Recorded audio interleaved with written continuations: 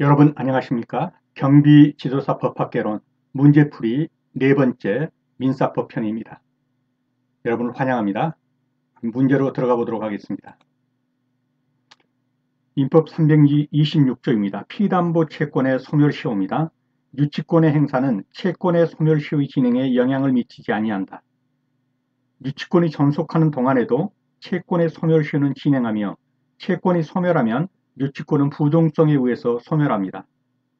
그러므로 예를 들어서 공사채권이 3년이죠. 예를 들면 뭐 인테리어 업자가 공사채권을 받지 못해 가지고 그 집에 들어가서 눌러 앉아서 유치권 행사를 한다 할지라도 3년이 지나면 그 본권 자체, 그러니까 채권 자체가 소멸시효가 완성돼 버리죠. 왜냐하면 소멸시효가 유치권으로 눌러 앉았다 할지라도 진행하기 때문이에요. 그래서 유치권이 존속하는 동안에도 그 집에 들어가서 살고 있죠. 유치권이 존속하죠. 그래도 채권은 소멸시효가 진행합니다. 3년이 지나면 채권이 소멸해 버려요. 그럼 유치권도 부정성에서 소멸하게 되는 것입니다. 322조 경매나 간이변제 충당. 유치권자는 채권의 변제를 받기 위해서 유치물을 경매할 수 있습니다. 유치권의 불가분성. 유치권자는 채권 전부의 변제를 받을 때까지는 유치물 전부에 대해서 그 권리를 행사할 수 있습니다. 328조 점유 상실과 유치권의 소멸. 유치권은 점유의 상실로 인하여 소멸합니다. 그래서 우리 시험은 거의 8, 90%는 법 조문에서 나옵니다. 조문 자체를 알고 계셔야 되는 것입니다. 문제 1번입니다. 유치권에 관한 설명으로 옳지 않은 것. 유치권의 행사는 채권의 소멸시 진행에 영향을 미친다? 틀렸죠? 예, 유치권을 행사하고 있더라도 소멸시효는 계속 진행하기 때문에 영향을 미치지 않습니다. 유치권자는 채권의 변제를 받기 위해 유치물을 경매할 수 있습니다. 유치권자는 채권 전부의 변제를 받을 때까지 유치물 전부에 대해서 그 권리를 행사할 수 있습니다. 유치권은 점유의 상실로 인하여 소멸합니다. 전부 법조문입니다. 틀린 것은 1번이 되겠습니다. 유치권의 행사는 채권의 소멸시 진행에 영향을 미치지 않습니다. 미친다 그랬으니까 틀린 겁니다. 753조 미성년자의 책임 능력입니다. 미성년자가 타인에게 손을 가한 경우에 그 행위의 책임을 변시할 지능이 없다. 너무 어려가지고 자기가 뭐 하는지도 모르는 거예요. 이렇게 해서 손해를 일으켰을 때 이때는 배상의 책임이 없다. 변식할 지능도 없는 때는 손해배상 책임이 없다. 그 다음에 754 심신상실자의 책임 능력이에요. 심신상실 중에 타인에게 손해를 가한 자는 배상의 책임이 없다. 그러니까 자기가 뭐 하는지도 모르고 하는 행위예요. 술이 너무 취해가지고 아무것도 모르다. 그런 때는 심신상실의 상태에 있다면 책임이 없다. 그러나 고의 또는 과실로 그러니까 만취듯 한 행동은 책임이 없다는 걸 알고 일부러 술을 마시는 거예요. 고의 또는 과실로 심신상실 상태를 초래한 거예요. 그리고 인사불성이 돼서 이제 해코지를 했다. 그러면은 책임 능력이 없다고 할 수 없죠. 그때는 손해를 배상할 책임이 있는 것입니다. 공동불법행위 행위자의 책임.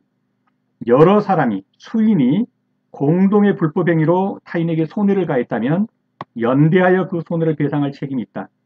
그러니까 A와 B가 갑에게 어떤 손해를 가했는데 A의 책임이 90%, B의 책임은 10%밖에 없습니다. 그렇다 할지라도 이 두 사람은 공동의 불법 행위를 했기 때문에 연대해서 배상할 책임이 있어요. 연대 책임이에요. A는 무재산이에요. 돈이 하나도 없어요. B는 돈이 아주 많아요. 그러면 갑은 B에게 전액을 요구할 수 있단 말이죠. 10%만 요구할 수 있는 게 아니라 전액 1억을 손해를 입었다 그러면 1억 전체를 B에게 요구할 수 있어요. 그러면 그렇게 변제한 B는 A, B 사이에 이제 이 비율에 따라서 뭘 하겠어요? 이제 다시 그 책임을 물을 수 있겠죠. 그래서 그 내부 관계는 A, B 상호 간에 하는 것이고 갑은 A든 B든 누구에게든 전액을 연대해서 그 배상할 책임을 물을 수 있는 것입니다. 민법상 불법행위로 인한 손해배상을 설명한 것으로 옳은 것. 태아는 불법행위에 대한 손해배상에 있어서 손해배상 청구에서 이미 출생한 것으로 본다. 아주 중요한 지문입니다. 외워두시기 바랍니다. 피해자가 수인의 불법행위로 인하여 손해를 입은 경우 가해자 각자의 기여도 아니죠. A는 90%, B는 10%밖에 안 했다 할지라도 A든 B든 누구에게든 전액을 요구할 수 있어요. 그래서 각자의 기여도에 따라서 틀렸습니다. 고의 또는 과실로 심신상실을 초래하였더라도 원래 심신상실은 그렇죠. 손해배상 의무가 없죠. 그런데 심신상실을 고의로 초래했다는 거예요. 억지로 술을 마셔가지고 인사불성이 됐다. 그러면 배상 책임이 인정되지 않는다? 아니죠. 배상 책임이 인정됩니다. 틀렸죠. 미성년자가 타인에게 손해를 가한 경우에 그 행위의 책임을 변식할 지능이 없다면 배상 책임이 있다? 없다는 거죠. 변식 지능이 없다. 그러면 맞는 것은 그렇죠. 태아는 불법행위에 대해서는 이미 출생한 것으로 본다. 맞습니다.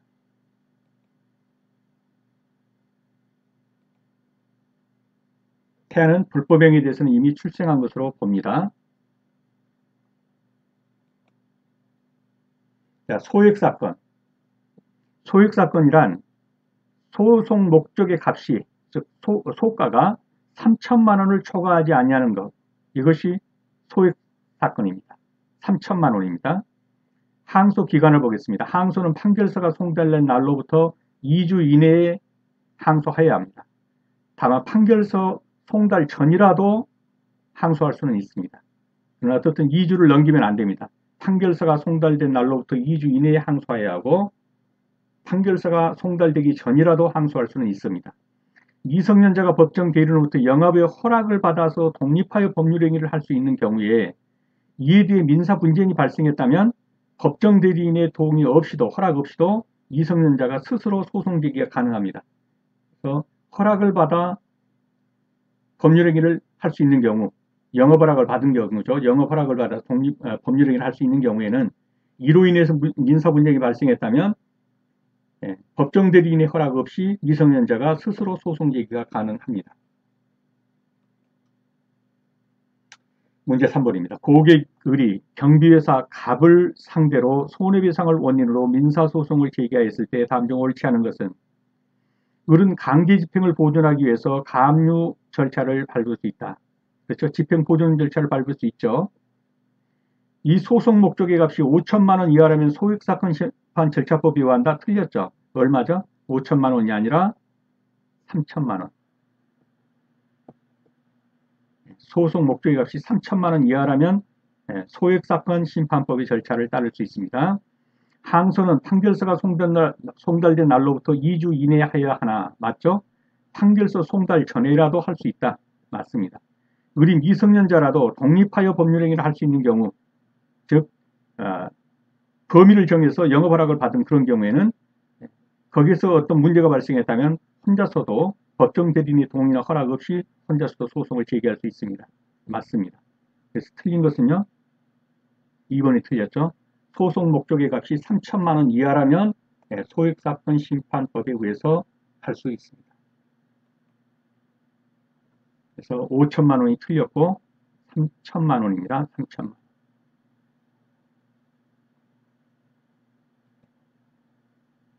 채무불이행과 손해배상을 보겠습니다. 채무자가 채무의 내용에 젖힌 이행을 하지 아니한 때는 채권자는 손해배상을 청구할 수 있다. 채무의 내용에 젖힌 이행을 안 했다. 채무불이행이죠. 그러나 채무자의 고의나 과실 없이 이행할 수 없게 된 때는 그러하지 아니하다. 그 채무불이행에 고의도 없고 과실도 없어요. 그러면 손해배상 의무는 없다 이런 말이죠. 손해배상의 방법은 다른 의사표시가 없다면 손해는 금전배상입니다. 금전배상, 과실상계. 채무의 불이행에 관해서 채권자에게 과실이 있는 때에는 채권자에게도 과실이 있어요. 그러면 과실상계를 하는 거예요. 법원은 손해배상 책임의 그 금액을 정함에 있어서 과실상계로 이것을 참작하여야 한다. 배상액 예정. 손해배상액의 예정액이 얼마를 손해를 배상해라. 근데 그 예정액이 부당히 과다하면 법원은 적당히 감액할 수 있다입니다.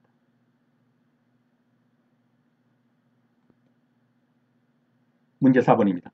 경비업자 갑과 경비계약을 체결한 을은 갑의 과실로 인한 채무불이행으로 손해를 입었다. 이에 관한 설명으로 옳지 않은 것. 다른 의사표시가 없다면 갑은 을의 손해를 금전배상해야 한다. 맞죠? 금전배상. 채무불이행에 관하여 손해배상하기를 예정했다. 근데 부당이 과다하다. 그러면 법원이 적당히 감액할 수 있다고 그랬죠.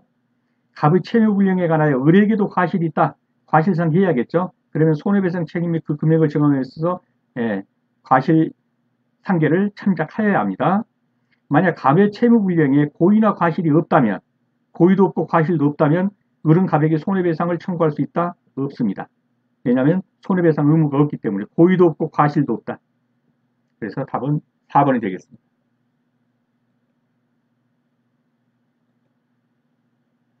5번입니다. 갑은 경비업자 을과 경비 계약을 체결하였다. 그런데 그 경비계약의 내용을 을이 제대로 이행하지 않아 채무불이행이죠. 갑에게 손해가 발생하였다면 을에 대한 갑의 손해배상 청구권이 발생하기 위한 요건에 해당하지 않는 것. 자, 채무불이행이 되려면 채무자가 어떤 것을 했거나 어떤 것을 하지 않았거나 이렇게 해서 어떤 뭡니까? 손해를 입혔을 경우죠. 그래서 을이 자기 또는 부작위 요건이 있어야 돼요. 그리고 그걸로 인해서 갑이 손해를 입었어야 돼요. 을의 행위와 갑의 손해 사이에는 인과관계가 있어야 합니다. 갑의 책임 능력? 아니죠. 을의 책임 능력. 즉 갑은 경비업자 을과 경비 계약을 맺었잖아요. 도급 계약에서 그렇죠. 이 도급을 이행할 의무는 을에게 있는 거예요. 그래서 을이 무능력자라면 문제가 다르겠죠. 그렇지만 갑을 위해서 갑의 책임 능력이 유무는 묻지 않는 것입니다. 그래서 갑의 책임 능력은 아니에요. 을의 책임 능력이라 하는 것이죠. 정답은 4번이 되겠습니다. 다음 독촉 절차. 지급명령 제도죠. 독촉 절차가 는 금전 등의 분쟁을 간이 신속하게 해결하기 위한 절차로서 선행 절차입니다. 판결 절차 가기 전에.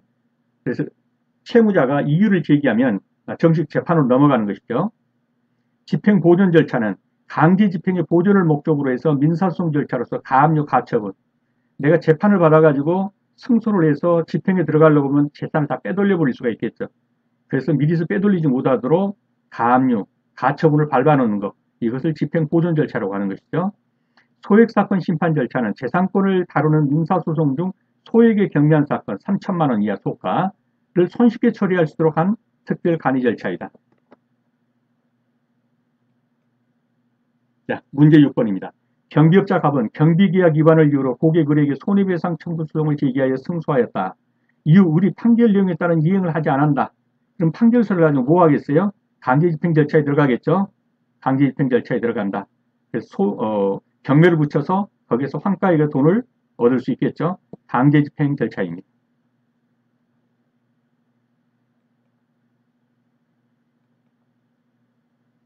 법관의 제척 원인입니다. 법관이 피해자이거나 법관이 피고인 또는 피해자의 친족 관계가 있던 자, 이러한 사유가 있다면 이 법관은 제대로 판결할 수가 없겠죠. 손이 안으로 굽으니까. 이러한 때는 법관은 직무집행에서 제척됩니다. 이것이 제척이라고 하는 것입니다. 제척의 원인. 그런데 법관 자신이 물러나질 않아요. 또 거기다가 이 법원에서 소송을 여기다 배당을 했어요. 이 법관에게. 그러면 당사자는 이 법관은 이 사건에 관하여 제대로 심판할 수 없습니다. 이 제척 사유에 들어갑니다. 라고 기피 신청을 할 수가 있어요. 이때 배제됩니다. 그래서 당사자의 신청에 의해서 이 법관을 아닌 다른 법관에게 판단받게 해주세요. 라는 게 기피 신청이에요. 회피는 법관 스스로 이 사건은 우리 동생이 관여된 사건입니다. 그래서 제가 판단하기는 적절치 않습니다. 그래서 스스로 물러나는 거. 이것이 회피예요. 당사자가 물러나게 하면 기피고 회피는 법관 스스로 물러나는 것. 그리고 이것은 제척되는 원인이 되겠습니다. 자, 법관이 불공평한 재판을 할 현저한 법정 사유가 있을 때 해당 법관을 그 재판에서 배제하는 제도는 뭡니까? 그렇죠. 제척이죠. 기피는 당사자가 제척시키는 것이고 회피는 본인 스스로 물러나는 것이고 혹은 이것도 아니고 어떻든 정답은 제척이 되겠습니다.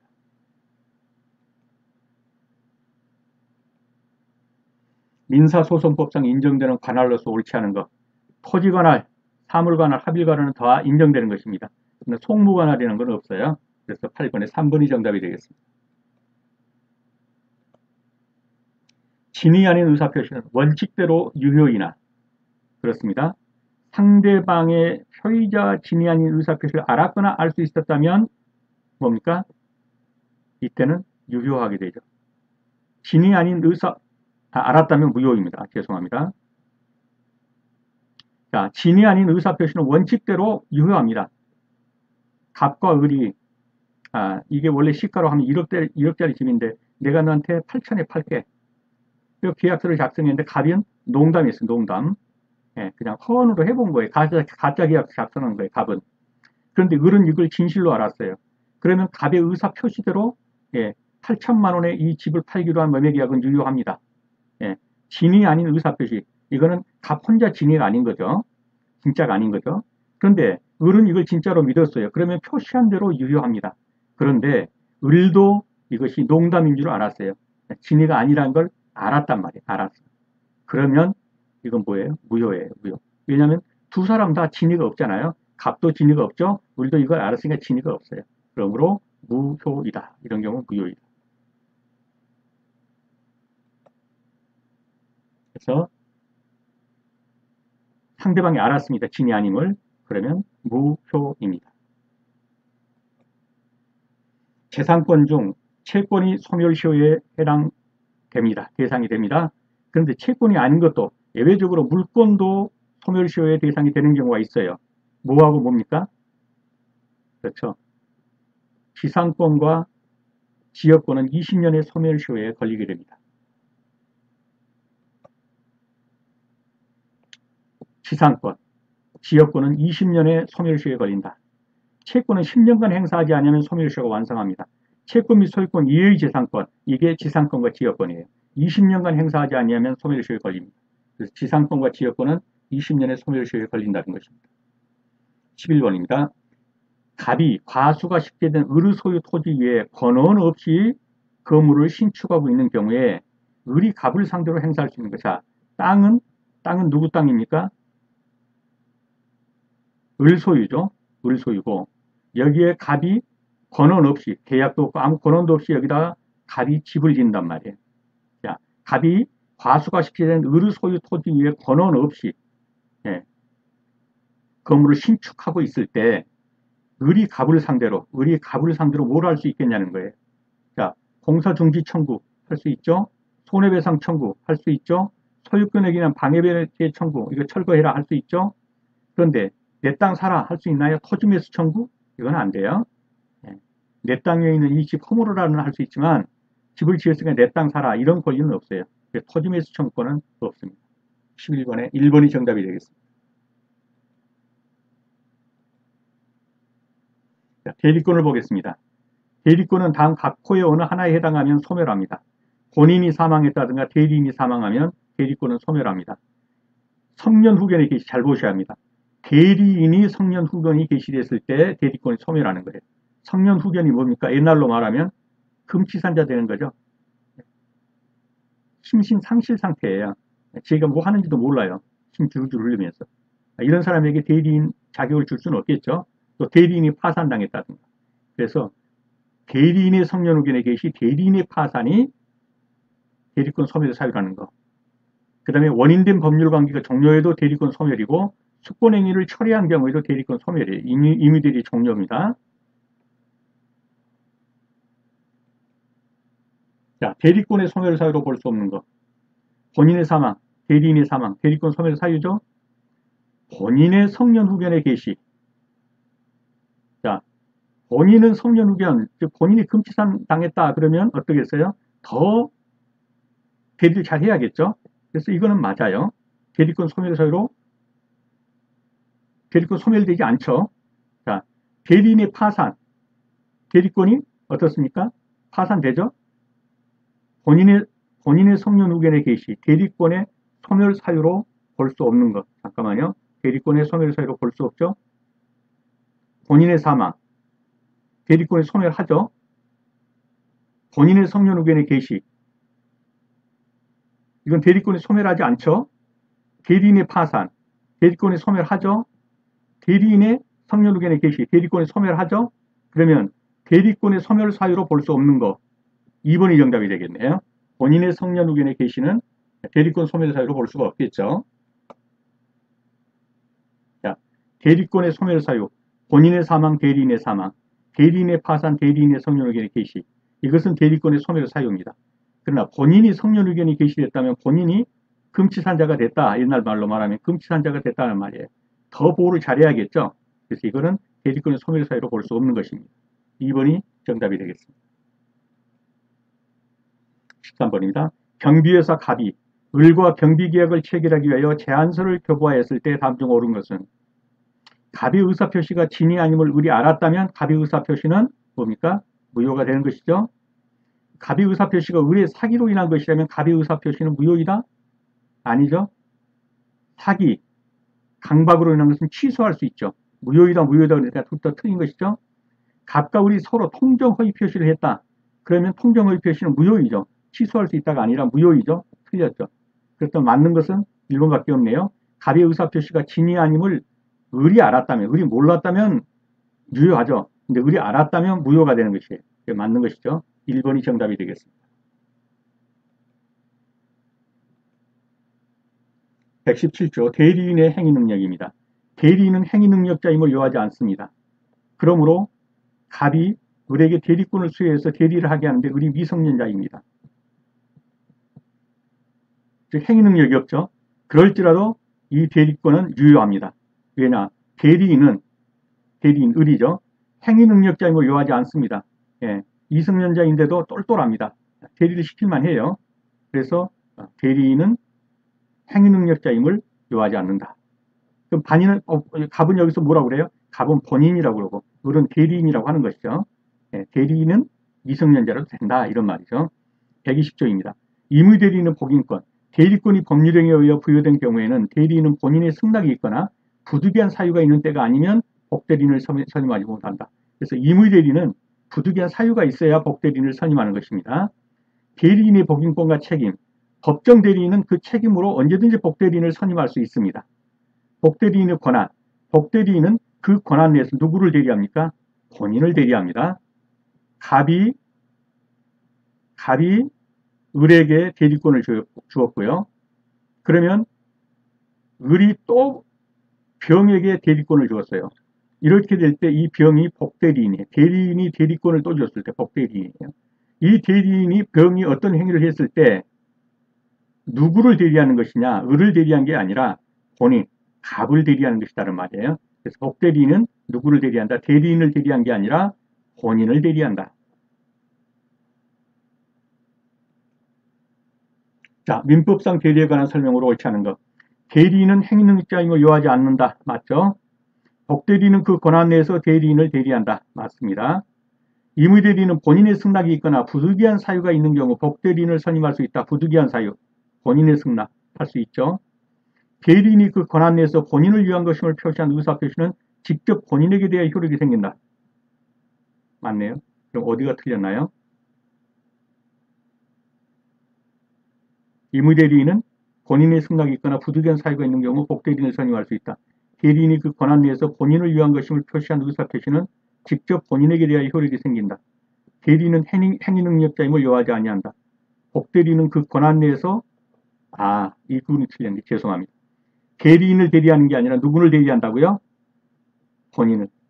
저도 헷갈렸습니다. 복대리인은 그 권한 내에서 대리인을 대리하는 게 아니라 본인을 대리합니다. 죄송합니다. 자, 복대리인은 그 권한 내에서 누구를 대리한다? 대리인을 대리하는 게 아니라 본인을 대리한다. 저도 헷갈린 걸 보면 여러분은 주의해야겠죠? 대리인을 대리한다. 그럼 틀린 것이에요. 본인을 대리한다. 이게 찾기가 어렵죠? 속에 들어있어요. 15번입니다. 법인이 아닌 사단, 사원이 집합체로서 물건을 소유할 때, 자, 비법인 사단, 재단, 법인 아닌 사단, 물건 소유할 때 어떤 형태입니까? 총유죠. 총유로서 한다. 조문에 나와 있습니다. 법인 아닌 사단이 집합체로서 물건을 소유할 때는 총유로 한다. 275조에 법인 아닌 사단의 사원이 집합체로서 물건을 소유할 때는 뭘로 한다? 총유로 한다. 취소 효과를 보겠습니다. 취소된 법률행위는 처음부터 무효인 것으로 본다. 자, 여기서 갑과 을이 법률행위를 했습니다. 여기 쭉 취소 사유가 있어요. 쭉 가다가 취소 사유가 있음에도 취소하지 않는 한은 유효합니다. 근데 취소 사유 있네 그래갖고 여기서 취소를 했어요. 그러면 어떻게 돼요? 소급해서 처음부터 무효인 것으로 되는 거예요. 여기서부터 무효가 아니고 처음부터 무효인 것. 소급해서 무효. 그러니까 유효하다가 취소하면 그때부터 소급해서 처음부터 무효인 것으로 된다. 처음부터 무효인 것으로. 자, 무효와 취소에 관한 설명 중 옳지 않은 것. 일단 성립한 법률행위는 취소가 있기 전까지는 유효하다는 점에서 무효와 다르다. 맞습니다. 취소 의사표시는 취소권을 가진 자만이 할 수 있다는 점에서 무효와 다르다. 취소권을 행사할 수 있는 자격이 있어야 되죠. 취소를 하면 법률행위는 취소한 때로부터 틀렸죠. 처음부터 효력을 상실한다. 그래서 이건 틀렸습니다. 취소할 수 있는 법률행위를 추인하면 그 법률행위는 확정적으로 유효가 된다. 맞습니다. 법률행위를 취소하면 그때부터 효력을 상실한 게 아니라 처음부터 효력을 상실한 것으로 소급하는 것입니다. 민법상 타인의 토지에 건물 기타 공작물이나 수목을 소유하기 위해서 토지를 사용할 수 있는 물건을 뭐라고 그래요? 사용 수익권을 가진 것이죠. 근데 타인의 토지 위에 건물 기타 공작물이나 수목을 소유해서 가지는 이것은 뭐라고 그러죠? 이건 지상권이죠. 네. 공작물이나 수목, 타인의 토지 위에 공작물이나 수목을 소유하기 위해 토지를 사용할 수 있는 물건은 지상권입니다. 조문 그대로입니다. 채권자가 그의 채권을 담보하기 위하여 채무의 변제기까지 채무자로부터 인도받은 동산을 점유 유치하기로 채무자에 약정하고 채무의 변제가 있는 경우에 그 동산의 매각대금으로부터 우선 변제를 받을 수 있다. 이런 담보물건은 뭐냐? 이게 뭐죠? 질권이죠. 전당포 생각하시면 되겠죠. 거기다 금반지 맡기고 돈 빌려오는 거예요. 채권을 담보하기 위해서 채무의 변제기까지 채무자로부터 인도받은 동산, 금반지를 이제 전당포 주인이 유치합니다. 채무자와 약정한 변제가 없어요. 그러면 금반지 팔아가지고 자기 채권에 우선 변제 받을 수 있다. 이 담보물건은 질권입니다.